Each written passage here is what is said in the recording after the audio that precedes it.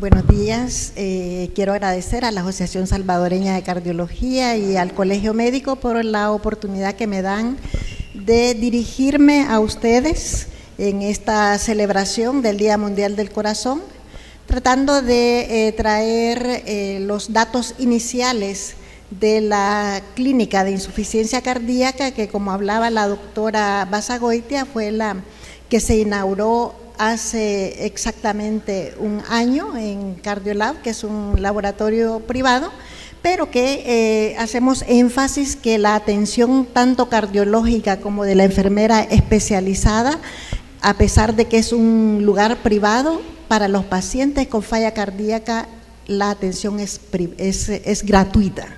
Eso sí quiero que se lo lleven. Bien, solo quiero recordar para mostrar, antes de mostrar mis estadísticas que son discretas, ustedes saben, todos sabemos que salud pública en el país tiene la cobertura, algunos dicen que hasta el 80% de la población del país es en el área es cubierta o responsabilidad de salud pública, un 20 y tanto % seguro social, entonces la atención privada es mínima el porcentaje de población que tiene acceso pues a este tipo de atención.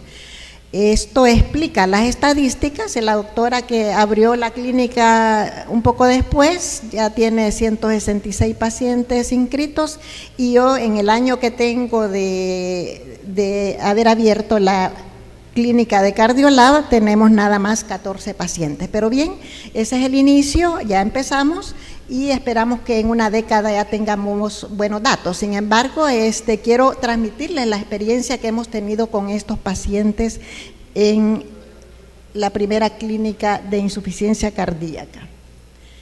El número de pacientes, como les decía, son 14 pacientes, de los cuales 8 son mujeres, 6 son hombres. El promedio de edad, de acuerdo al sexo, fíjense bien, los hombres tienen un promedio de edad de 76 años, las mujeres tienen un promedio de edad de 82 años, más están muriendo más temprano.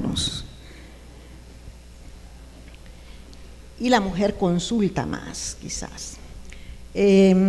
Esta es la etiología, es una clasificación de acuerdo a la etiología de la falla cardíaca. Tal como lo mencionaban los conferencistas que me precedieron, la mayor parte de nuestros pacientes caen dentro del grupo de hipertensión arterial, ¿verdad? La mayor parte. En segundo lugar va la cardiopatía mixta, que también casi todos son hipertensos, con cardiopatía aterosclerosa asociada, con cor pulmonar asociado, o sea que realmente el porcentaje de hipertensión es lo que está llevando más a los salvadoreños al cuadro de falla cardíaca. Actualmente se maneja el dato de que de cada 3 adultos salvadoreños, 1 es hipertenso. Eso quiere decir de que buena parte de nosotros vamos a padecer de este problema. Tenemos también el 21% de casos que fue un infarto del miocardio el que lo llevó a la falla cardíaca, y tenemos un 1% de miocardiopatía dilatada por Chagas, a diferencia del porcentaje alto, ¿verdad?, que ven en las instituciones públicas, donde sí tienen mayor cantidad de estos pacientes.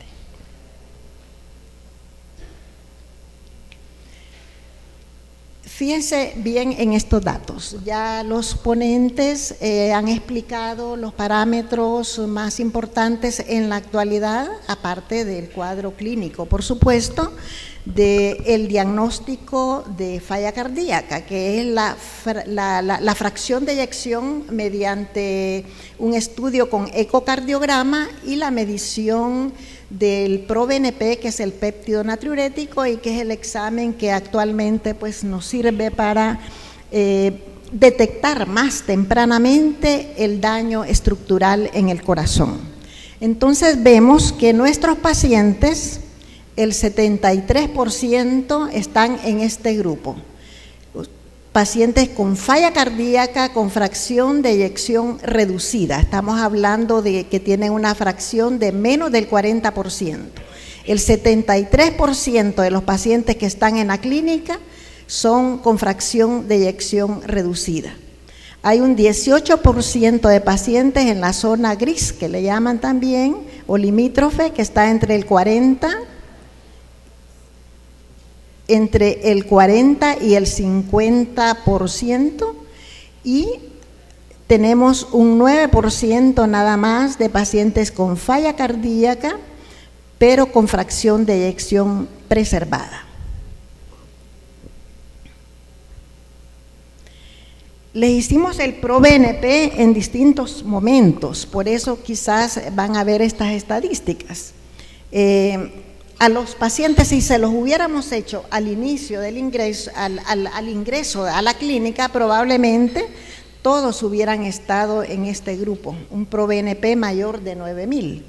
Pero por razones económicas a algunos se les inició tratamiento y en diferentes momentos se les fue haciendo la dosificación del PRO-BNP, y entonces esto es lo que tenemos.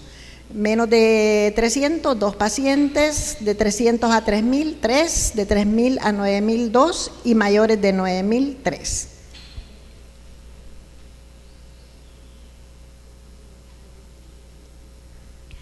Esta gráfica me parece que es importante porque ustedes van a ver que la mayor parte de nuestros pacientes al ingreso, en el momento que ingresaron a la clínica, teníamos un buen porcentaje de pacientes en clase funcional 4, 9 pacientes en clase funcional 3 y solo un paciente en clase funcional 2. Por cierto que este paciente es un joven de 52 años con un infarto, que hizo un infarto masivo, y que él es derechohabiente del Seguro Social, fue intervenido quirúrgicamente en el seguro y le revascularizaron. Entonces eso ha permitido pues que su capacidad funcional se deteriorara menos. Aparte de que es un paciente que tiene la característica de que él ha hecho ejercicio toda la vida. Los cirujanos, cuando lo operaron, porque le pusieron tres bypass, ellos le decían que la microcirculación o la circulación colateral desarrollada por el ejercicio fue lo que le salvó realmente la vida. Entonces, para que vean la importancia que tiene el ejercicio. Ahora, al final del año, veamos cómo se ha movido la clase funcional de estos pacientes. Ya no tenemos ninguno en clase funcional 0, ninguno de los que llegaron en edema agudo del pulmón, porque la clase funcional 4 es la fase más avanzada de la falla cardíaca. No tenemos ninguno, todos han mejorado. De clase funcional 3, donde estaba la mayoría de estos, pasaron todos a clase funcional 2. Y el paciente que les hablaba, el revascularizado, el más joven, que tiene 52 años, que está en clase funcional 1, lleva una vida normal, ¿verdad? Pero, bueno, él intentó correr porque él corría 8 kilómetros diarios. Hoy lo hemos frenado un poco porque la recomendación del ejercicio pues es que sea moderado. Entonces podemos ver que hemos logrado uno de los objetivos en la clínica de insuficiencia cardíaca, que es mejorar la capacidad funcional, ¿verdad? Que lo medimos en una forma clínica. Ya les explicaron los doctores la clasificación de la NAYA, que es en base a parámetros clínicos, y cómo todos nuestros pacientes pues mejoraron su clase funcional. Esa es la meta de las clínicas, que el paciente esté en clase funcional 1 o 2 a lo sumo. Estos pacientes, como ustedes saben, tienen muchas comorbilidades asociadas que tenemos que lidiar con todas ellas. La hipertensión arterial, que ya vimos que es la más frecuente, son pacientes con dislipidemia, hay muchos pacientes diabéticos, hay muchos pacientes obesos, así como hay caquéticos que están en esa fase terminal, hay también pacientes que están con sobrepeso, hay pacientes con problemas de tiroides, enfermedad pulmonar obstructiva crónica, tenemos un paciente con cáncer de próstata y secuelas de Guillain-Barré. Este caso es un caso que realmente los que más gratificación nos ha dado. Él es un ingeniero de 67 años que tuvo hace muchos años un Guillain-Barré y tuvo una recaída, él estuvo hasta con intubación, ¿verdad?, por la parálisis de los músculos respiratorios. Salió del Guillain-Barré y eso le dejó secuelas, no sabemos si acuérdense que esto está ligado también a una etiología viral y que algunos reportan casos de daño cardíaco, no sabemos hasta qué punto porque no tenemos estudios para establecer esto, pero el paciente cuando lo conocí iba en falla cardíaca. Después tan mala suerte que después se le ha diagnosticado cáncer de próstata, ¿verdad? Como tenía una falla cardíaca, ha tenido limitaciones en el tratamiento porque ya hay un corazón dañado, deteriorado por la enfermedad cardiovascular y entonces, pero a pesar de todo ha entrado en remisión hasta el momento. Este paciente quiero contarles porque sí es importante que vean estas historias, cómo la clínica de insuficiencia cardíaca mejora vidas, cómo estas pacientes, como decía la doctora de Chávez, que los visitó la muerte y que quedan traumados ante un episodio de estos, cómo luego logran después tener esperanza. Este paciente llegó en silla de ruedas. Los primeros meses él llegó en silla de ruedas con unos edemas exagerados de los miembros inferiores. Actualmente el paciente dejó la silla de ruedas, anda con su bastón, volvió a manejar porque había también dejado de manejar. O sea que son pequeñas cosas para nosotros, pero que son grandes avances para un paciente que está en una condición así. Casi todos los pacientes con problemas de este tipo tienen depresión.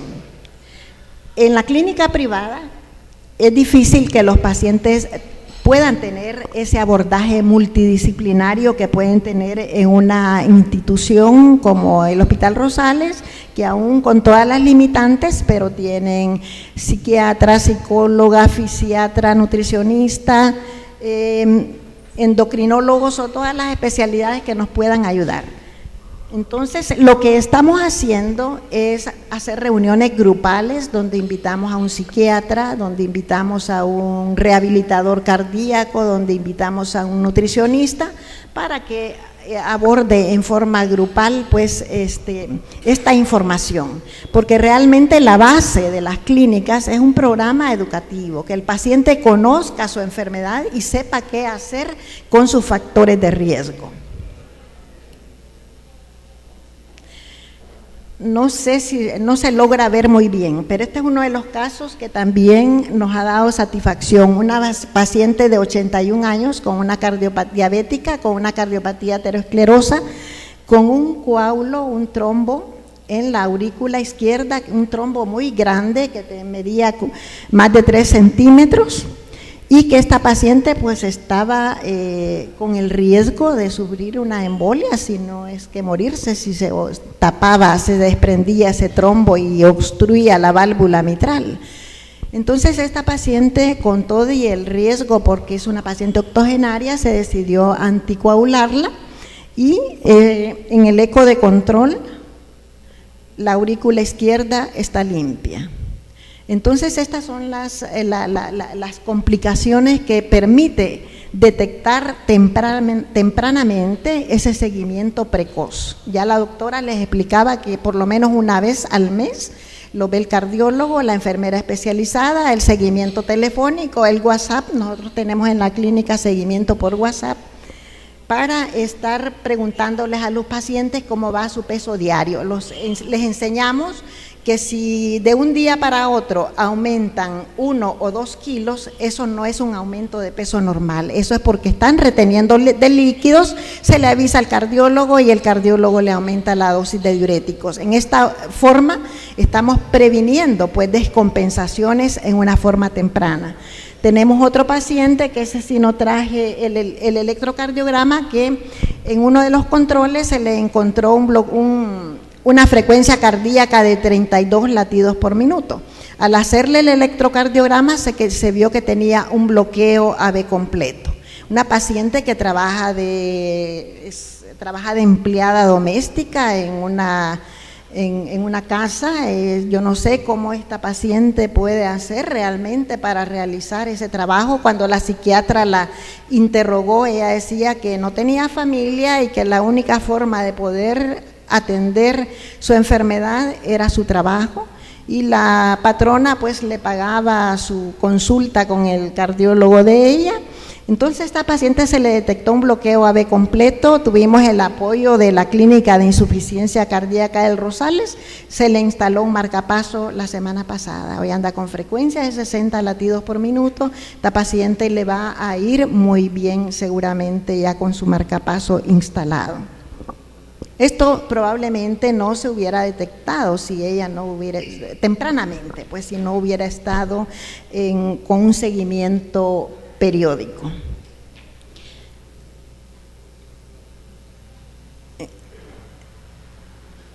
Estos son nuestros colaboradores que nos han estado apoyando, sobre todo en los programas de educación médica continua, ¿verdad? Tenemos Laboratorio Novartis, Laboratorio Bifor, que son los que traen el hierro parenteral, Laboratorio Servier, Colegio Médico del Salvador, Laboratorios Sanofi, y también el grupo de profesionales que han estado ayudándonos a capacitar periódicamente a las enfermeras para poder dar una buena atención a nuestros pacientes. Ahora quiero presentarles el caso clínico, así rápidamente. Esta es una de las terapias grupales que tenemos con nuestra paciente. Aquí está la doctora, la psiquiatra, ¿verdad?, que tuvo un conversatorio. Por cierto, la doctora dijo que más del 90% de estos pacientes estaban con depresión, o sea que hay que atenderles también su problema de depresión. Los medicamentos indicados, pues ella recomendaba los bloqueadores de los receptores de serotonina, que son los que mejor funcionan y que tienen menos efectos colaterales en estos pacientes. Aquí tenemos a la doctora Basagoitia entrenando a las enfermeras, al doctor Flores entrenando a nuestras enfermeras. Aquí tenemos la enfermera de Cardiolab pesando al paciente.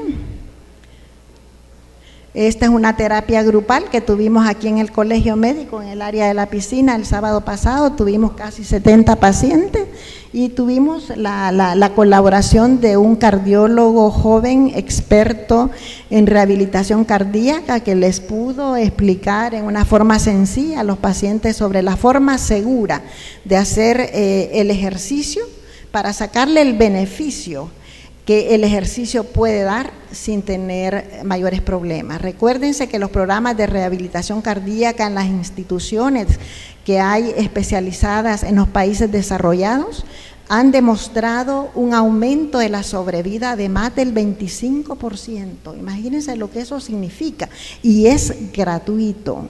Es gratuito, no les cuesta nada, es parte de las medidas no farmacológicas que ayudan enormemente a los pacientes, pero hay que saber que es el ejercicio moderado y que tiene que ser gradual, la forma en cómo ellos tienen que ir realizándolo. El ejercicio es el pilar fundamental de los programas de rehabilitación cardíaca. Nosotros en nuestros pacientes, por ahí preguntaban del ejercicio, nuestros pacientes se les inicia con una caminata de 6 minutos, que eso no es en banda, sino que en el pasillo del lugar donde los pacientes llegan, la enfermera les mide presión arterial, frecuencia cardíaca antes de iniciar la caminata, después hace su caminata junto con el paciente por 6 minutos, les mide la presión y la frecuencia cardíaca al final para ver cómo van tolerando, y así muy despacio les vamos aumentando a 12 minutos, a 20 minutos, hasta llegar a la media hora que recomienda la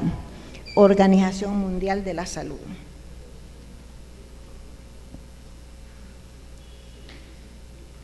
Bien, entonces este sí ya es el caso clínico, es una paciente del sexo femenino, ama de casa del área rural del país, 68 años de edad, sin antecedentes cardíacos conocidos, no se conocía cardiópata esta paciente, y en julio del año pasado ingresó a un centro hospitalario de salud pública. La historia era de disnea progresiva inicialmente, de esfuerzos que rápidamente progresó a ortopnea y disnea paroxística nocturna, acompañada de edema ascendente de miembros inferiores, ascitis, anasarca, tenía derrames pleurales, tenía derrame pericárdico esta paciente de tipo congestivo, además refería precordialgia opresiva y palpitaciones rápidas. Entre los antecedentes personales, como les digo, ella no daba mayor antecedente, solo un episodio que fue evaluada por un endocrinólogo que dijo que era problema de tiroides, ella no sabe realmente el diagnóstico, pero que al parecer fue dada de alta porque se había controlado el problema. En nuestra evaluación le chequeamos las pruebas tiroideas actualmente y estaban bien. También había antecedente de litiasis renal izquierda que fue intervenida. La paciente no es diabética, no tiene antecedente de hipertensión arterial y no tiene antecedente de cardiopatía en la familia. Al examen físico con anasarca, fíjense bien, llegó esta paciente con un peso de 114 libras. Cuando se le quitó todo el exceso de líquidos, que se secó, como decimos nosotros, llegó a 96 libras, que quizás por ahí es el peso, una paciente pequeña que mide 1,47 centímetros, una presión arterial de 110/70, una frecuencia cardíaca de 96 latidos por minuto. Este es un dato importante que quiero que se lleven. Los parámetros de taquicardia en los pacientes con insuficiencia cardíaca no es lo que nos enseñan tradicionalmente en las escuelas de medicina, que arriba de 100 ya es taquicardia. Un paciente ya diagnosticado con falla cardíaca y con tratamiento, este paciente se considera taquicardia cuando ya está arriba de 70 latidos por minuto. 71 ya es una señal temprana de que el paciente se está saliendo del rango. Hay medicamentos actualmente mejores que superiores a la dioxina para mejorar la frecuencia cardíaca. Generalmente buscamos que anden con frecuencias cardíacas entre 60 a 70 latidos por minuto. Bien, esta paciente, como les platiqué, no toleraba el decúbito dorsal, tenía ingurgitación yugular, los pulmones hipoventilados en la base porque tenía derrames pleurales, no habían soplos, no habían arritmias y la frecuencia cardíaca que estaba con taquicardia. La auscultación cardíaca realmente, aparte de la taquicardia, no tenía soplo, sí tenía un dolor en hipocondrio derecho por una hepatomegalia congestiva y dolorosa, tenía ascitis y edema de miembros inferiores. La radiografía del tórax mostró una cardiomegalia importante con signos compatibles con insuficiencia cardíaca y los derrames pleurales que ya había mencionado, un electrocardiograma anormal. Entonces, pues esta paciente llegó al hospital de salud pública con una clase funcional 4. Ahí la trataron con dioxina y furosemida, que es lo que nuestros hospitales tienen. Y de hecho le ayudó, ¿verdad? Seguimos usando este tipo de medicamentos, aunque conocemos que hay en la actualidad fármacos superiores. Ya los colegas han mencionado anteriormente de que la tríada o los 3 medicamentos que debemos de buscar que estos pacientes tengan en la medida de lo que sea posible es los beta bloqueadores, que han logrado reducir la mortalidad de estos pacientes: los IECA o ARA2 y la espironolactona. Esa es la terapia. Claro, hay pacientes con problemas renales que les da un poquito de espironolactona, se les sube el potasio y entonces no podemos usar la espironolactona. Hay pacientes asmáticos que tienen contraindicación para uso de beta bloqueadores, que tenemos esa limitante. Pero esos 3 fármacos es lo que actualmente, fíjense cómo ha cambiado la terapéutica de la digital y diuréticos y vasodilatadores a estos 3 medicamentos: IECA ARA2, espironolactona y ¿cómo es que se llama? Y los beta bloqueadores. Hay medicamentos de última generación que han traído nueva esperanza para estos pacientes, como es la ivabradina, que ya aparecen en las guías, que es un medicamento que ayuda a bajar la frecuencia cardíaca de estos pacientes. A veces los tenemos con beta bloqueador o no les podemos dar beta bloqueador, o los tenemos con digoxina y siguen taquicárdicos, pues es una indicación de irnos con este producto que se llama ivabradina, que es el Procorolan en el mercado nacional. Y tenemos el último que ha venido al país, que es el sacubitril valsartán, que se está utilizando según las guías como sustituto de la primera indicación IECA ARA2, ya que uno de sus componentes es el valsartán con el sacubitril. Y desde la época de los betabloqueadores y la IECA, es el que ha renovado la esperanza, porque es el único que ha demostrado aumentar la sobrevida de los pacientes. Fíjense lo que esto significa. ¿Por qué la dioxina la usamos menos? Aunque siempre tiene cierta utilidad. ¿Por qué la usamos menos? Porque no ha demostrado, sí, mejoran los pacientes su clase funcional.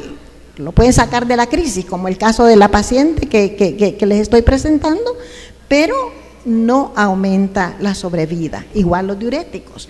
Entonces los utilizamos nada más para compensarlos, estabilizarlos, y después tenemos que pensar en los medicamentos nuevos que nos van a mejorar, no solamente a reducir las hospitalizaciones, sino que a aumentar la sobrevida de estos pacientes.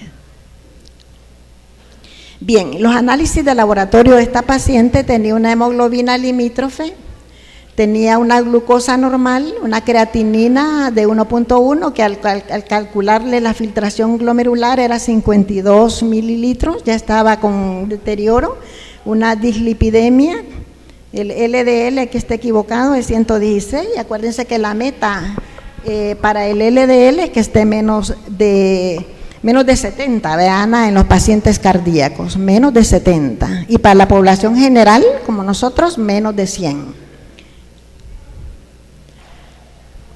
Las pruebas tiroideas, como le mencionaba, estaban normal. Las pruebas hepáticas, pues tenía una hepatomegalia congestiva, estaban alteradas. En un general de orina anormal, que sospechábamos infección, pero el urocultivo fue negativo. El ecocardiograma mostró dilatación global de cavidades izquierdas y derechas, insuficiencia aórtica, tricuspidia, mitral. Acuérdense que estos corazones se dilatan y tiran, ¿verdad?, de los anillos valvulares, y eso produce insuficiencias funcionales. Teníamos una difusión sistólica severa con una fracción de eyección del 20%. Realmente esta paciente sí la visitó la muerte. Y pericarditis con mínimo derrame. El tratamiento ya lo había mencionado en el hospital de San Bartolo, donde ella consultó, pues se le dieron digoxina, llegó con digoxina, un comprimido diario, llegó con furosemida. Pero la paciente, al salir del hospital, estaba tan asustada, la familia realmente, de que hicieron el esfuerzo de llevarla a una clínica privada, y ahí fue donde la detectamos y la ingresamos a la clínica de insuficiencia cardíaca. Miren lo que hicimos. Para empezar, bajamos la dosis de digoxina, porque con ese filtrado glomerular ya alterado era candidata a intoxicarse fácilmente. Le empezamos a bajar la dioxina, aumentamos un poco los diuréticos porque iba congestionada, nos hizo desequilibrio hidroelectrolítico. Hay que tener cuidado con el uso de diuréticos a dosis grandes porque hizo hiponatremia, hizo hipocalemia. Eso se corrigió y y en el ecocardiograma pues tuvimos el diagnóstico, la sospecha en cuanto a la etiología de esta enfermedad,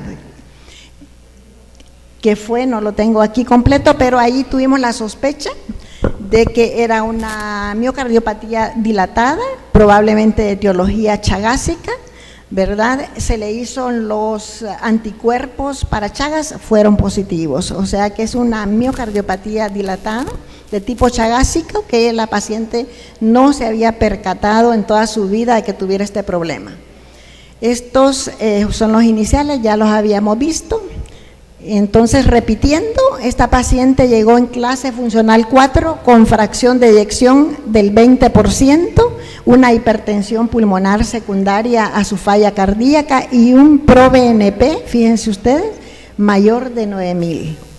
Entonces, si la manteníamos con digital y con diuréticos, no íbamos le estábamos quitando el beneficio del tratamiento neurohormonal, que es, tenemos la evidencia aquí de que era uno de los problemas mayores de la paciente. Entonces empezó a hacer el traslape, a disminuir la dioxina y a iniciar con el sacubitril valsartán, que es el conocido aquí en el país como Vimada. Las guías recomiendan iniciar con 50 miligramos 2 veces al día. Eso fue lo que hicimos con esta paciente. ¿Y qué pasó? Se hipotensó. Acuérdense que uno de los componentes es el ARA2, el valsartán. Entonces no toleró. Tuvimos que quitárselo, tuvimos que esperar que se estabilizara y a una vez estabilizada iniciamos nuevamente la titulación con el Vimada a dosis de 25 miligramos. Nuestros pacientes como que no caben en las guías europeas, en las guías americanas, ese es otro tipo de pacientes. Empezamos con la mitad de la tableta de 50 miligramos y en esa forma fue que la paciente empezó a tolerar el medicamento, empezó a permitir ajustar la dosis. Ahora actualmente la paciente tiene 100 miligramos de Vimada en la mañana y en la noche, un total de 200 miligramos. La dosis óptima es 200 miligramos 2 veces al día, 400 miligramos, pero yo creo que en ella hemos llegado a su nivel óptimo dada su condición. Entonces inició su programa en forma ambulatoria, yo les hago su evaluación inicial. La fuente de referencia generalmente son cardiólogos del programa de Cardiolab que nos refieren a sus pacientes. Cuando ya la vi, pues estaba un poquito mejor, ya estaba en clase funcional 3. La hemos estado viendo por lo menos una vez al mes junto con la enfermera especializada. Lo que enfermería, el papel de enfermería, como lo decía la doctora Basagoitia, es fundamental porque es educar. Los médicos no tenemos el tiempo para educar a los pacientes, enseñarles cómo pesarse, enseñarles los valores, cuándo deben alertar a su cardiólogo por el incremento de peso, que es una señal de retención de líquidos, cuáles son los rangos de pulso, porque como todos se miden en lo privado, todos tienen su tensiómetro para poder medir la presión arterial a diario. Ellos tienen que conocer, el cuidador o el paciente, cuáles son los rangos normales para poder avisar a su médico tratante cuando hay un problema de ese tipo. Además, es igual en la clínica comunitaria que les damos seguimiento telefónico. Dependiendo de la gravedad del paciente, pues le llama una vez por semana para ver cómo están sus parámetros de presión, de peso, si hay síntomas de taquicardia o alguna otra molestia, para verlos más tempranamente. Hay monitoreo presencial, telefónico y por WhatsApp. La última consulta de esta paciente fue el 8 de septiembre. Ya para entonces la clasificación funcional era en clase funcional 2. Imagínense de edema agudo del pulmón, estar en clase funcional 2, que es disnea a esfuerzos grandes, ¿verdad? Ella ha visto realmente como volver a la vida.